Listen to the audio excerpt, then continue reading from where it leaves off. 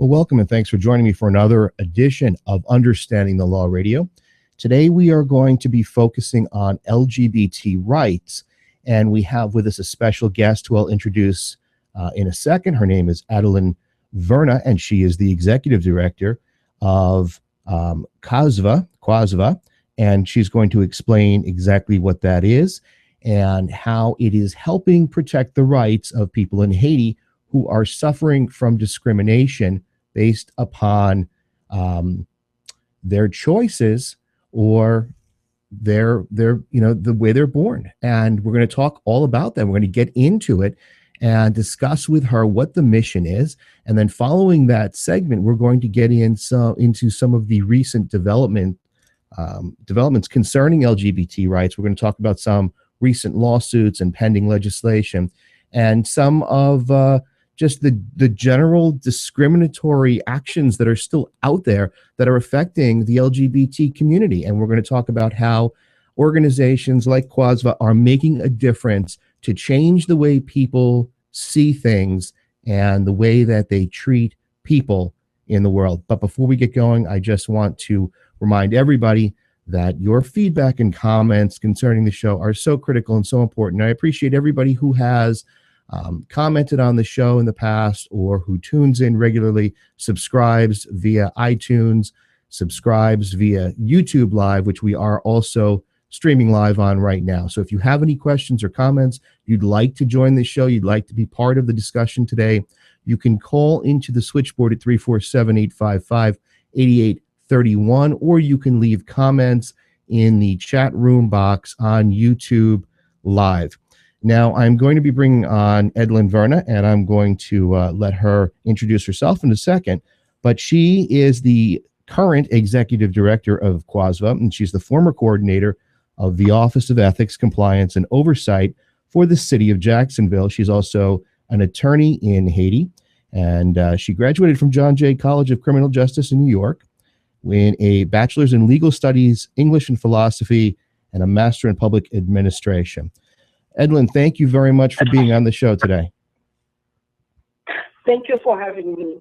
Now, we're talking today about LGBT rights and how the world is changing and how they are, in general, we're seeing a lot of movement towards acceptance of the LGBT community, and that's a positive thing, but there are still so many people being oppressed and so many communities that are being discriminated against.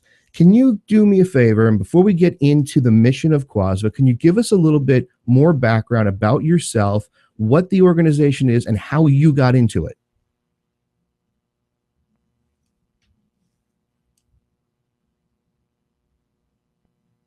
Edlyne, did I lose you? No, I'm right here. Okay. Yes, we have been, we started the organization.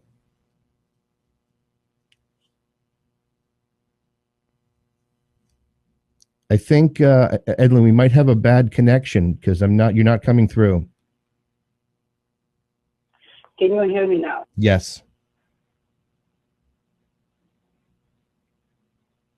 We've lost you again, Edlyne. We started the organization last year. Okay. But I've been involved in LGBT rights for the past 15 years.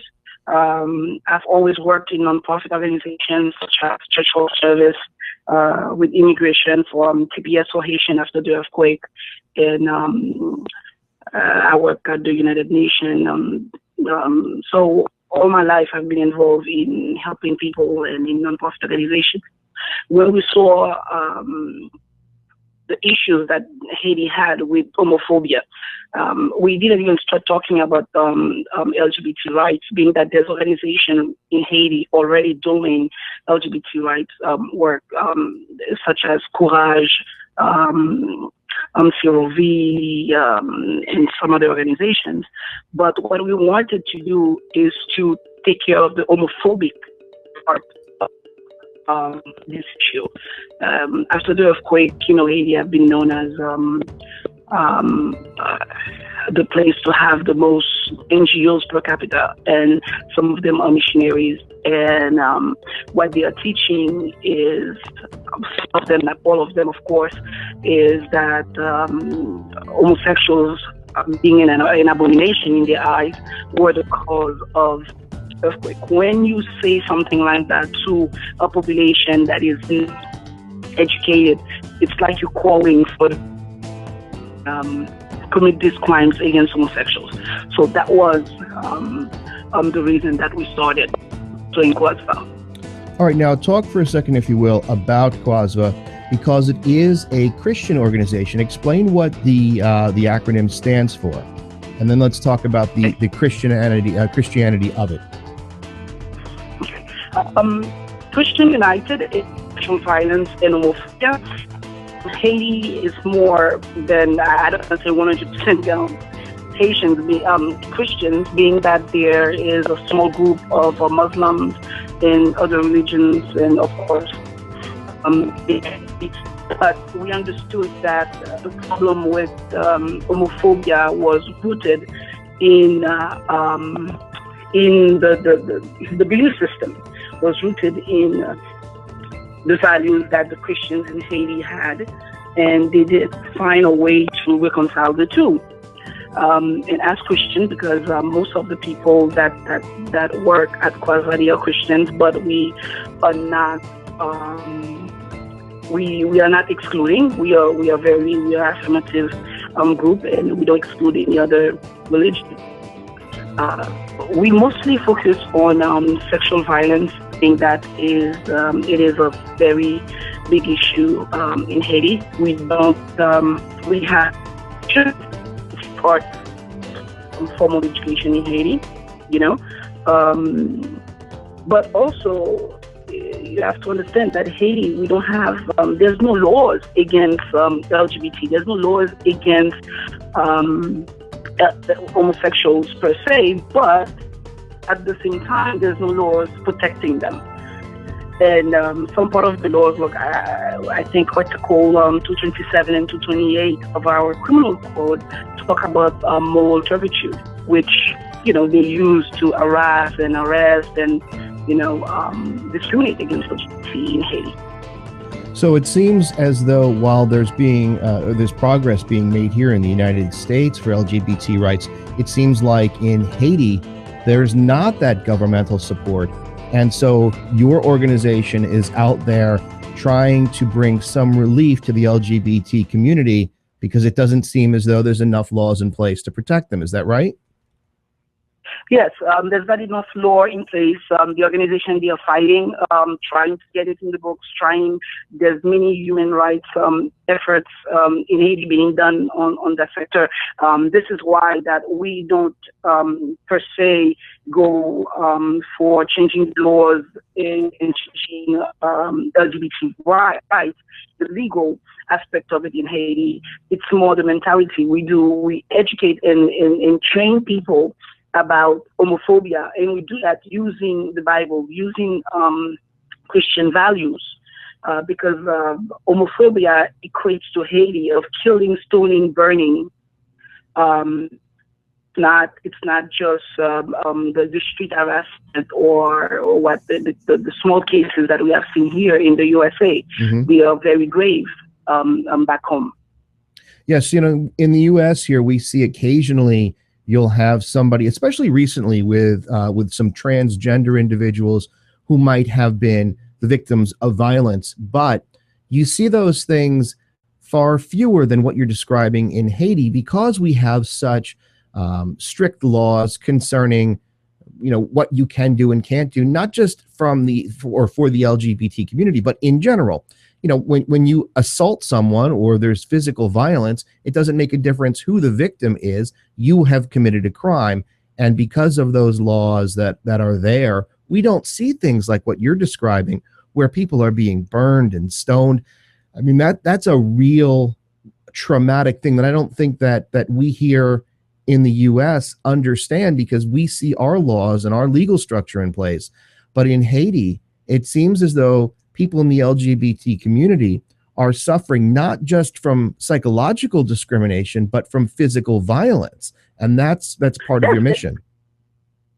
And the worst is the media is not even reporting some of the crimes, not because I'm hoping is that because they don't want to. It's because if we have a report, for example, from CUASVAHH, which is LGBT organization in Haiti, and they called us and let us know there was a 14-year-old that was killed, and the family will never report it as a hate crime because no one wants to have their kin, their family member, their children being stamped with the gay, with the word narcissist that we have, or lesbian. So these crimes are not reported as hate crimes. So it will be, they go under the regular, cases of insecurity, of violence in Haiti. There's no way to really put a number on these cases. Only family members or groups, LGBT groups, when one of their members die, know why they died. And I would imagine, so this is also a big problem. Right. I would imagine that the fear of retribution and the fear of the physical violence keeps a lot of people who might be gay or lesbian quiet. They don't want to be who they are for fear that they're going to be abused, assaulted, or even killed. And that's no way to live. Yes, but Haiti, I've always had homosexuals. This is the argument that I always have with Haitians, because they will tell me, why don't you keep the homosexual agenda, the homophobia part of, don't you keep it in the USA, because we don't have any of that. Yes, we always had that. But what we didn't have is the hatred, the crimes against them, which have become a huge issue after the earthquake. But you have to understand that in Haiti, we still have a strong caste and class system. So homosexuals that are from the upper class, will be treated differently than the homosexuals from the lower class. Even with a slowing, we have a slowly growing middle class, but the disparities are staggering. So all these things comes, when I talk about CUASVAHH, we always say that our motto is nonviolence, even when we have words such as combating in our mission statement. I guess we are nonviolent when it comes to individuals and groups, yet very combatant when it comes to crimes and inequalities. And in Haiti, they don't make the difference. Right. Now, talk a little bit, if you will, about how your organization is educating people about homophobia and what you're doing in Haiti to sort of change the way people view and deal with the LGBT community. What we have tried to do is to not for we try not to discuss whether or not it's an abomination, it's a sin. What we try to focus on is how God is love, because of that, and of course the 10 Commandments of not taking anyone's life, one shall not kill. We try to focus on that to change their whole perception of a homosexual, of a LGBT person, to look at them as someone they should protect more than commit these crimes against. No one was doing that before us. Mm-hmm. It was more going straight forward for LGBT rights, which is a great thing. But Haiti has not evolved to even recognize that people are allowed to have their own sexual orientation, and that will not impact the ability to do their work. If you are, for example, in an official, a government official, and there are any rumors that you're an homosexual, what you have to do is to come in front of the media and say, oh, you are not, or you're going to lose your position. Right. Because they think that morally you are a bad example for the children. Yes, they don't do any sexual education for these children. There's cases of events. For example, just imagine you are in a country where if your parents are professional, that means you are in the middle class, and you are being abused at home. Your uncle, your father, or anyone is abusing you. There's not a system. There's not a number to call. There's nowhere to go. You just sit right there in that situation trying to handle it yourself. And you go, and if you go to the nuns and you tell them what happened, they just take you to, usually they take you to a priest that will tell you to do, to do some prayers, etc., giving you more guilt because they understand what sexual violence and crimes against homosexual, what that do to someone psychologically. And there's something that I wanted to mention is that too many people, an organization like ours, is an inadequate use of resources. They are thinking there's no place for us because in Haiti there's some dire need, such as, it's one of the poorest countries in this hemisphere. So they said, why don't you focus on food? Why don't you focus on education and other things instead of sexual violence and homophobia? It's like they think that my organization might shed negative light Haiti. Yet, what they fail to understand is that how can you educate, even if you're feeding someone that cannot be themselves, right, or someone that is being sexually abused, is because we were never educated on the impact of the psychological or physical part of sexual abuse or even rape.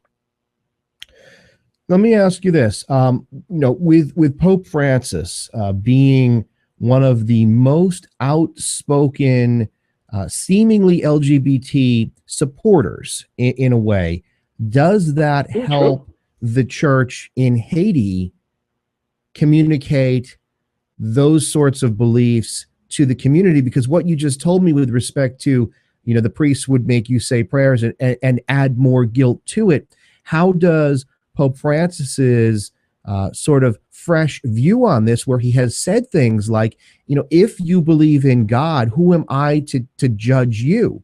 So how does that impact the religious environment on LGBT communities and sexual violence in Haiti? You have to understand, it's not the whole country that is Catholics. There's a huge part of it which are Protestant, and there's some churches that are just that don't have no affiliation whatsoever. In the rural part, someone can start a church and without any education and just start teaching about the Bible. Mm-hmm. I think there's no calling when you go to a Catholic church, for example. They will not ask you to look at homosexuals in any negative way, even though they teach you that it is an abomination. They don't. But the issue that we are having right now, that we have seen, that has been reported to us, is missionaries, believe it or not, from the United States. People that are against, that are fighting here, against LGBT rights. Haiti is open to them, because they can feed the Haitians with rice with one hand, and then teach them homophobia. Even though we had some homophobic tendencies, but we never killed anyone. What we saw before were maybe, when I say street harassment, is more laughing, making fun at homosexuals.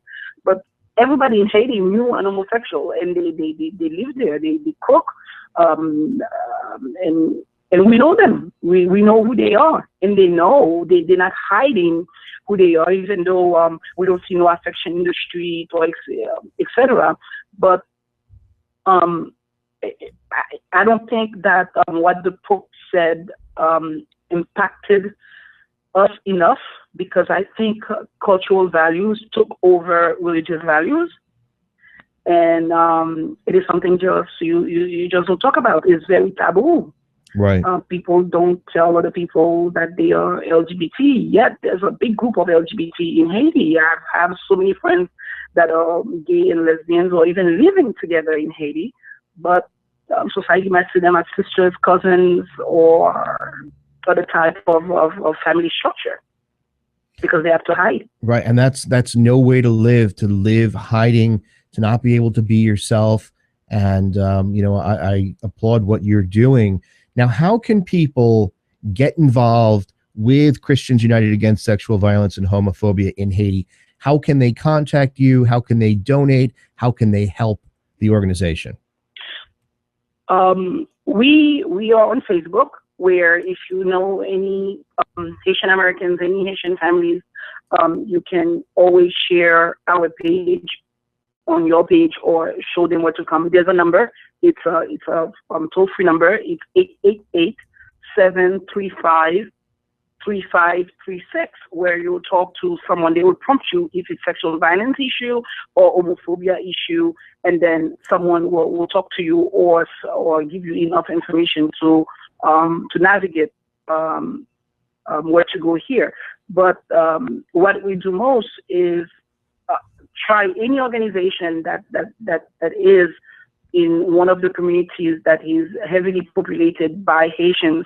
They can call us for these trainings. They are free, because the information available, you have to understand, more than 50% of Haitians here in America do not speak English or well enough to take advantage of all the education that other organizations are giving on sexual violence or homophobia. And they are not culturally adequate, because there's a way to change Haitians, believe it or not. Mm-hmm. So that's what we do. This is the gap that we fill up. So what we try to do is to ask people for their time, their skill, their knowledge, and to get involved. Go to our page, like it. You can donate on CUASVAHH.org. It's still a work, we're still working on the website. It's not totally what we want, because at the end of the day, we want people to be able, any teachers in Haiti, anyone in Haiti should be able to go on that website and take the training and educate themselves, so that we don't give to the next generation these homophobic values, or so that we can teach them right about sexual violence. Yeah, it's really important what you're doing. Obviously, for those of you who are looking to support the Haitian community, this is a nonprofit organization. This is not an organization that is in any way profiting or benefiting from this. This is a pure nonprofit attempt to help victims who are Haitian, who are suffering because of homophobia and sexual violence. And the Facebook page that we're talking about, if you go to facebook.com/CUASVAHH, and that is CUASVAHH, there'll be a link to the Facebook page and the website in the show notes following today's broadcast, and you'll be able to click on that, and takes you right to their Facebook page. And you can see on the Facebook page, exactly what's going on, what they're doing, and how you can get involved. And, I would imagine that, Edlyne, there's probably a lot of people in the U.S. who are Haitian with relatives in Haiti who probably communicate with them on a regular basis, but who might not know how to help them. And so Haitian Americans could certainly call CUASVAHH and try to get help for their relatives too. Is that right? Yes, but we are trying. The part of our work is to educate Haitian Americans, because you have to understand this. Haitian Americans here, first generation, there's a real disconnect between parents and children, mm-hmm. because they're receiving information in school that the parents don't know anything about. So having our show, having most of our videos in Creole, is to allow them to say, "Mom, come sit and see this." Right. We have people that send us testimonial how that helped them, to be able to show the parents, to show, because we have more than 1 million, close to 1 million Haitians living in the United States. In Florida, for example, there's cables that's more than 33% of the population. This is 1/3 of the population being of Haitian descent or being Haitian themselves. And this is the organization that Haitian Americans need to reach out to get help for themselves, for people in Haiti. I think that this is a very important issue, because we're so focused here in the U.S.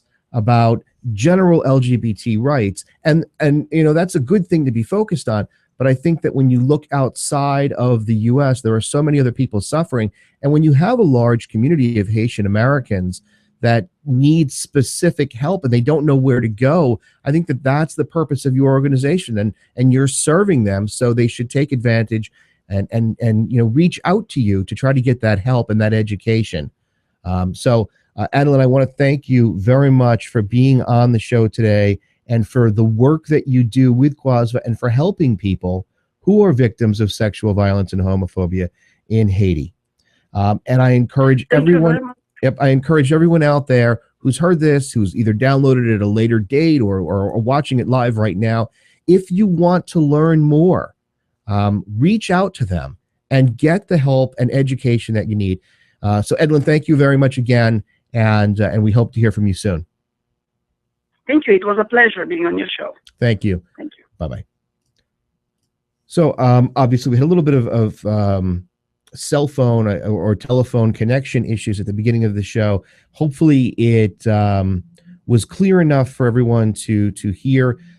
What this organization is doing is really a wonderful thing. Again, it's CUASVAHH, and we're saying CUASVAHH, and it's Christians United Against Sexual Violence and Homophobia in Haiti. And obviously, from listening to what Edlyne said, I mean, what the people in Haiti are going through who are LGBT, I mean, it's so significantly different than what we see here in the U.S., even though we have a ton of violence and discrimination against, homosexuals or transgender individuals.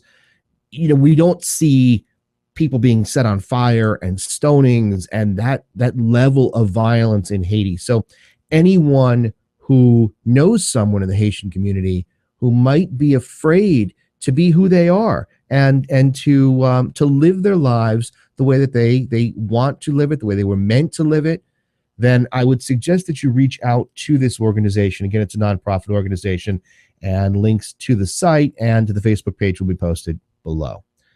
All right, so now let's move away from CUASVAHH and let's talk about LGBT rights here in the U.S. And one thing that I think is very interesting, obviously CUASVAHH is a Christian organization, but they don't discriminate. As Edlyne said, she said that they reach out to everyone. But for those people who are looking at Christian values and saying to themselves, well, how do I handle my Christian beliefs when my church frowns upon homosexuality? I want to make some observations here. First of all, according to fusion.net, at least half of all gay Americans identify themselves as Christians. And that's very, very interesting. And I think that the fact that, and I understand that the Pope is with the Catholic Church and that there's a lot of different Christian churches. There's Protestant, there's Eastern Orthodox, there's the Catholics, and they've got different views on things. But I definitely think that with Pope Francis's comments over the last few years about acceptance, I think it's a really good message for people to listen to and to understand. Because if you want to say, I'm Christian and I don't think that it's right, I don't think that homosexuality is right, and unfortunately, a lot of Christian churches are still kind of bogged down with that way of thinking. I want to make one observation. If you look at the Bible, which so many people are able to look at the Bible and twist it either way they want, but if you look at the Bible, John 13:34, this is when Jesus says to people, love one another as I have loved you. And I don't remember any passage in the Bible where Jesus said, I love everybody except for the tax collector. I love everybody except for the leper. I love everybody except for the prostitute. I love everybody except for the homosexual. I don't remember that at all. And so I think that this idea of LGBT awareness, I think that it's extremely important, because if you are a Christian, okay, and again, I bring this up because of CUASVAHH, if you are a Christian, I think that you have to understand that some of the ways of thinking, some of the beliefs that you might have from the church, not from the Bible, but from the church, from the man-made rules that have happened over the years. I think that you have to at least look at what the Bible tells you, what Christ tells you, and the way that we behave today as a community and as a society. So I just want to make that point, because there are a lot of people who still believe that it's sinful, but yet, you don't see that in the Bible, although people can twist the Bible any way they want. But my point being that CUASVAHH is a Christian organization, and they're helping people, and it doesn't make a difference what those people are. It's the fact that we're all people. And I do wish that we were more understanding and tolerant in general as a worldwide community, and clearly as citizens of the United States, because the violence that we see, some of the things that we hear about, especially with transgender individuals, it's just, it's really shocking. I'll make reference to something that we talked about a few weeks ago on the Week in Review program, and that is the woman who was attending a Planet Fitness club. She was at the gym, and a transgender individual walked into the woman's locker room. Now, she's suing Planet Fitness, who revoked her membership, and the complaint is littered with all sorts of things, invasion of privacy and whatnot. But I was looking at some of the social media comments that followed the information on some of these sites that she was suing. And some of them are very supportive of LGBT, and others are very critical and abusive and just, saying very terrible, hurtful things. And whether or not you personally want to accept the LGBT community, the fact that people are out there posting these harmful, hurtful, violent messages and criticizing and condemning, I don't see the value in that at all. And that's what worries me about our society. Why is it that so many people are so intolerant of others? And it's not just LGBT, it's anybody. It's based on race, sex, creed, religion, you name it. And there are people out there that are haters. And, unfortunately, areas like Haiti, the haters go beyond social media posts. They actually go out and commit physical acts of violence. Now, I want to talk a little bit about some of the developments that have been going on in the LGBT community, because it's really important, I think, that we as a country accept everybody as they are, as God made them, as however you want to look at it. I think it's important, because I think that it's happening, it's changing. You can't do anything about it. You can't do anything to stop it. The same way back in the civil rights era, when you had the Ku Klux Klan burning crosses on the lawns of African Americans, trying to stop forward momentum, trying to halt progress and acceptance of the civil rights movement. Where did that go? Where did that get them? Nowhere, because you cannot stop the progress with human rights. We are all humans. We all have rights. It does not matter what we believe in. And while you might disagree with somebody individually, you certainly cannot disagree with the fact that as a community of humans, community of citizens of the United States, we all have rights. We have freedoms guaranteed to us under the Constitution. And those freedoms, as things change and develop, the same way that laws are put into effect to deal with the increase of technology, the uses of technology. You didn't have a law 30 years ago about the internet. Now you do. The same holds true for human rights and modifying those laws. And one of those things that were changed with respect to the LGBT community, which is, I think, a good development, happened in February of this year, when the Department of Labor changed the definition of spouse to be based upon the place of celebration of marriage rather than the state of residence. And by doing so and amending that, it allowed families, regardless of where they married, to be treated equally under the FMLA, the Family Medical Leave Act. And that's important because here is an issue where you've got same-sex couples who might have been legally married in a state that approves gay marriage, and now they don't have rights under the Family Medical Leave Act. The same way that the Pope has said, who am I to judge? I really do feel that, again, regardless of your personal beliefs, who are we to judge? Who are we to say that you don't have rights?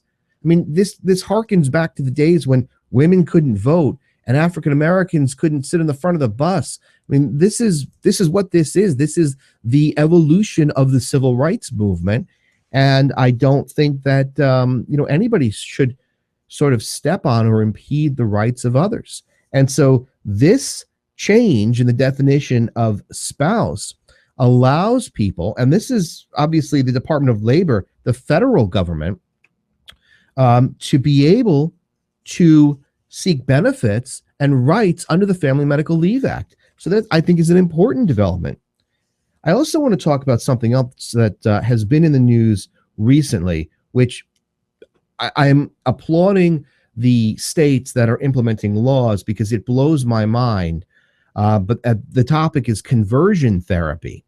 And just recently, on May 7th, Oregon has passed a bill to protect the LGBT community, especially the youth, from dangerous conversion therapy practices.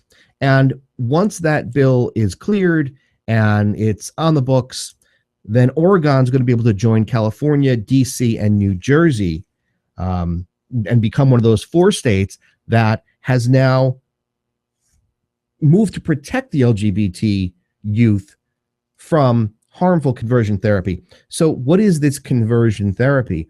Well, it's the belief by a therapist that being lesbian, gay, transgender, whatever it is a disorder. Something's wrong with you, and I'm going to fix it. That's, the therapy. I'm going to guilt you, shame you, scare you, whatever it might be, and I'm going to make you not be a homosexual.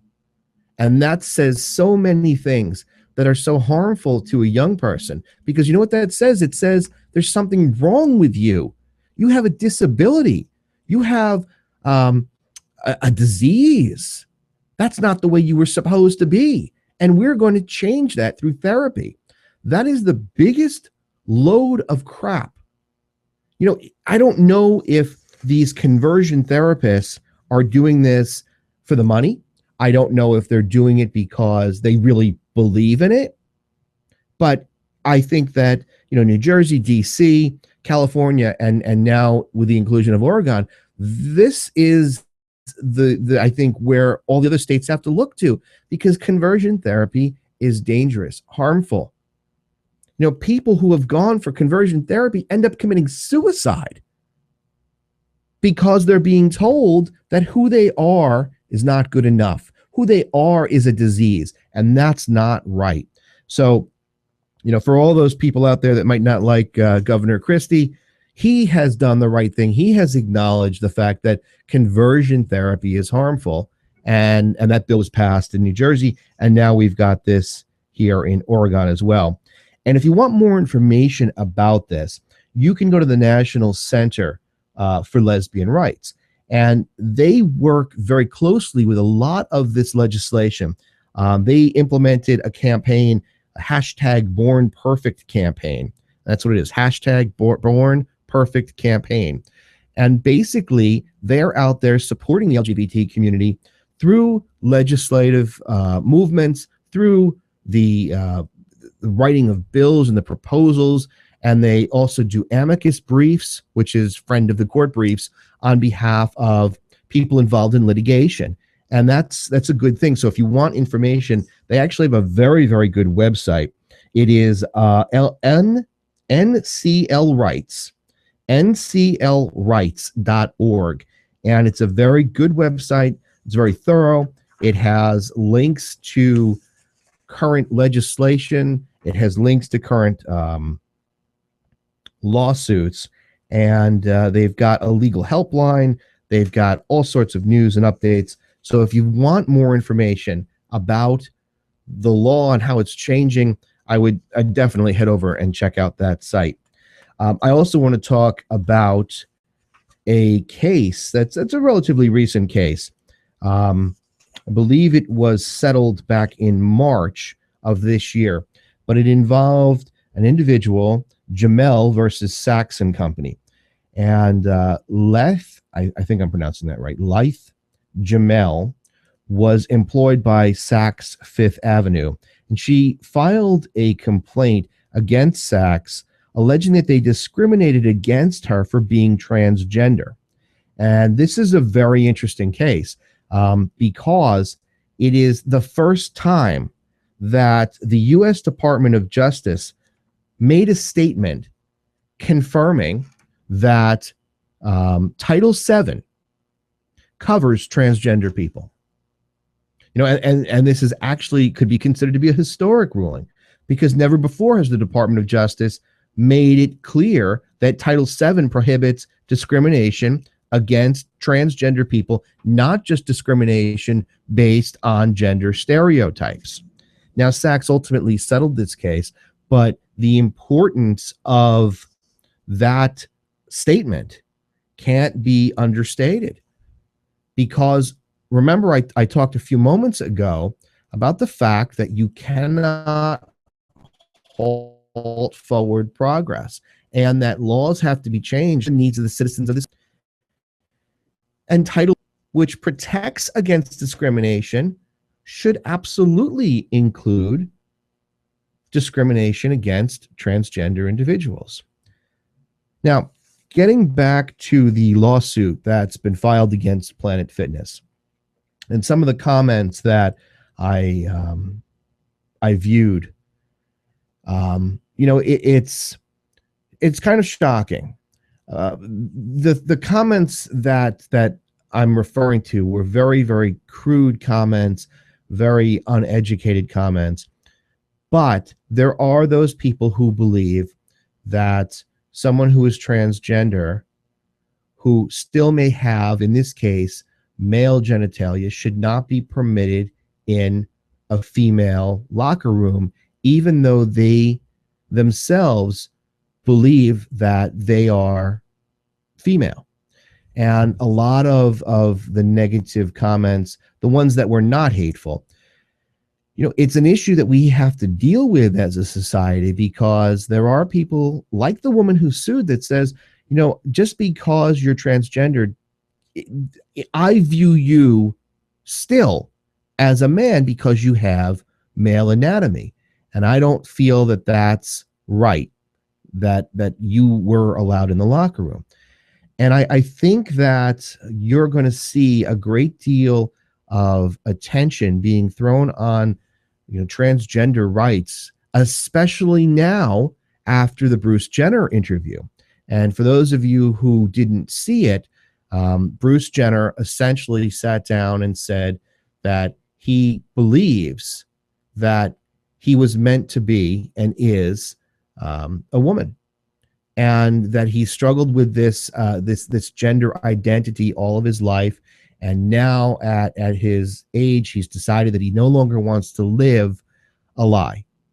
Now, there are a lot of people out there that cannot stand the Kardashians or Bruce Jenner, and they believe that this is all some sort of media ploy. And I don't know whether it is or isn't, but I'm going to take him at his word for it. And I think that if nothing else, Bruce Jenner will help to an extent the transgender community and discrimination against transgenders. You know, I've seen a lot of videos on YouTube and in the news depicting violence against transgender individuals. And again, it goes back to what I was saying. I just don't understand why we live in a country that provides us with freedom, and yet we're saying that you are not free to be who you want to be or who you are. And just one thing I want to clear up. I mean, absolutely no negative inference. You shouldn't infer anything negative from my comment about who you are or who you want to be, because I'm not saying at all that being homosexual is a choice. But there are people out there that will say, well, Bruce Jenner has chosen to live this way, so it's completely innocuous. And I believe that the LGBT community should have the same rights as all of us, because we're all humans, we're all citizens of the US. And so how can any of us judge each other and say what you're doing is wrong? I really applaud the efforts of the Pope, although I know that there's so much bureaucratic red tape involved in the Vatican and the Catholic community, that it's going to be a long, long time before real change is implemented in the Catholic Church, which hopefully will trickle down to the rest of the Christian community in one way or another. But I definitely applaud him for saying, who am I to judge? And wouldn't it be wonderful if everyone in this world viewed their neighbor in that way? Who am I to judge? Whether you are Christian, Muslim, Jewish, atheist, whatever you are, who am I to judge? And I think that would be just such a wonderful world to live in if we all viewed life in that way. Sure, you could still get mad at somebody if they take your parking spot. Sure, you could still get mad at somebody who throws garbage on your lawn or lets their dog go to the bathroom on your lawn.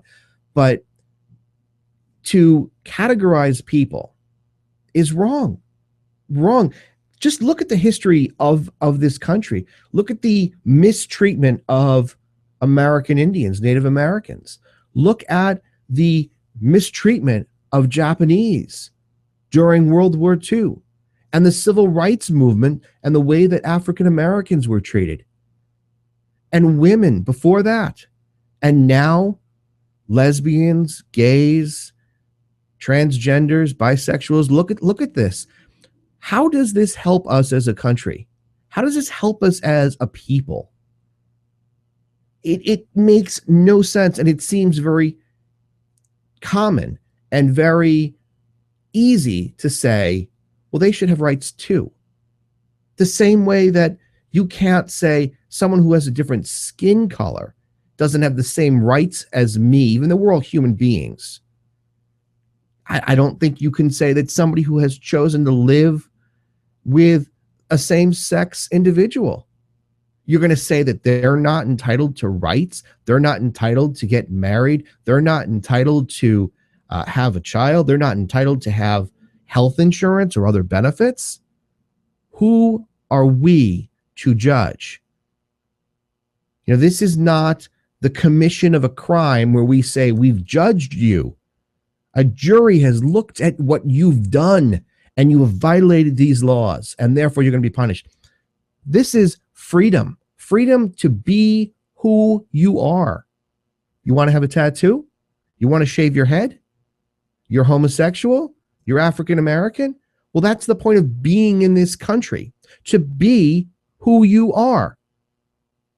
To not be told you can't practice your religion. You can't love who you want to love. You can't have a child because you're involved in a same-sex relationship. Crazy. And who is doing this judging? Because for all those people who want to say it's against my religion, look, I'm a Christian. I happen to be Eastern Orthodox, Russian Orthodox Christian. I look at the Bible, right? Because the Bible is, in my opinion, the closest you can get to the teachings of Christ. And I don't see in the Bible, like I said before, where Jesus says, I love everybody except you, and you. And I don't see the commandment where he says, love everybody except for you, and you. So who are we to judge? And I think while we've done a lot to overcome the stereotypes, and you can see mainstream media, network television, you can see same-sex couples, and you can see acceptance on some levels by government and law. There's still a long way to go to give equal rights to everybody. And I think that that's what's missing.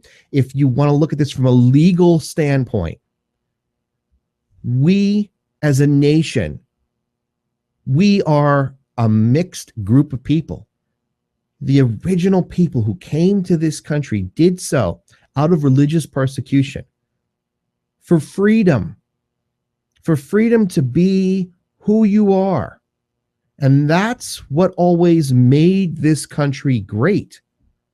That freedom that you don't have in communist China or in North Korea, or that freedom that you didn't have in the Soviet Union or Iraq or Iran. That's why we're here. And I think that capitalism has consumed us so much so that capitalism has led to discrimination. It's helped discrimination because we care about one value, and that value is the dollar. How much you make. Doesn't make a difference who you hurt. Doesn't make a difference what you sell. Doesn't make a difference what you say. You know, you've got people that run companies that have spoken out about how they despise the LGBT community, yet they profit from them, and that's okay. I don't like you, but I like your money. That's capitalism. And I think that that mentality is so hard to change, and it's going to take so many years, because even though we've had years and years, decades since the civil rights movement, there are still people who believe that an African American doesn't or shouldn't have the same rights as a Caucasian. And you can't change it overnight. It's going to take years and years. But I applaud the fact that there are so many organizations out there that are looking to help change the way that our young people see the LGBT community. I mean, I know for myself, growing up in the 70s and 80s, you know, it was something you didn't talk about. It was something that you didn't want to see. And then, of course, with AIDS, it became, oh, this is such a sinful, terrible thing. And, you know, there was all this confusion.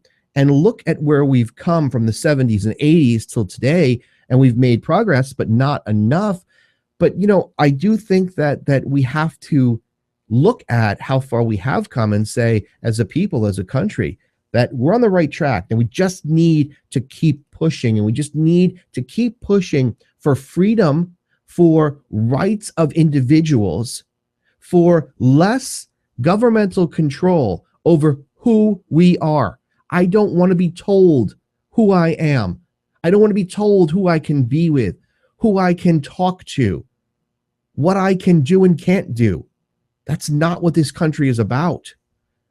And so I think that when you release control over who can get married and who can't, you know, and you can take this argument that I'm making and you can extend it to everything from, you know, obviously LGBT rights to polygamy, and say, why should the government tell me what I can and can't do, so long as I'm not engaged in the commission of a crime? And I'm not talking about a man-made statute concerning who you can marry.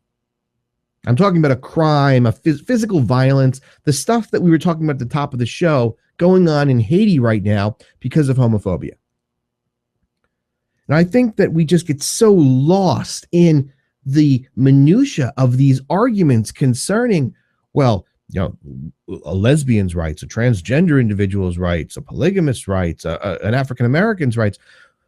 What happened to we're all people, we're all humans, we live in a country that provides us with freedom. Let's not lose that freedom. Let's not become the 1984 George Orwell situation. Let's not become one of those post-apocalyptic movies, V for Vendetta. Let's not become those societies. Let's enlighten society. Let's move towards acceptance of people and their choices or who they are. And I think that we're on that path, and we can see it. We can see the way that government is moving towards acceptance. But why does it take so much effort to look at inalienable human rights and say you're entitled to it? That's why we're here in this country. So that's my rant on this. But I mean, I just think that people focus so much on categorizing people that even while you're trying to break through the walls of discrimination, you are categorizing people. You're calling them, you're giving them a name, a label. You're calling them something other than human. You're saying you are an African American, you're an Asian, you're a homosexual. No, you're a person. You're a human being, a citizen of the United States of America. That's who you are. Your values, your beliefs, your makeup, your sexual orientation or identification is a personal thing, not for someone to label you. And I think that that's lost somewhere along the way.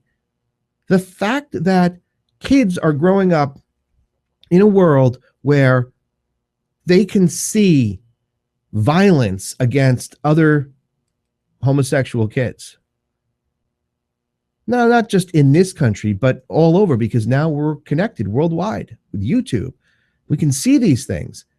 And we've got to take steps to move towards acceptance of everyone on a grand scale. And the way to do it is these small baby steps. And I'm happy to see the progress that's being made. Again, I want to thank our guest at the top of the show, Edlyne Verna, the Executive Director of Christians United Against Sexual Violence and Homophobia in Haiti. I want to encourage you, if you want more information about pending cases, to head over to nclrights.org, the National Center for Lesbian Rights. It's, again, a very good site. And I want to hear from you. I want to hear what you guys think. I'm sure there's going to be some people out there that think that I'm nuts. And believe it or not, my political views are more conservative, but that doesn't mean anything to me because I don't categorize myself as a liberal, a conservative. I don't categorize myself as anything other than an American.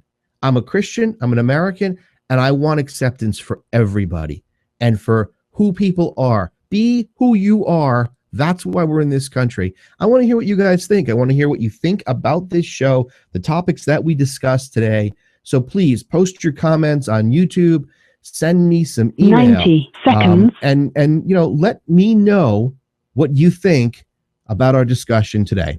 Well, that's going to do it. I'd like to thank everybody for subscribing to the channel, for listening live, and for downloading later.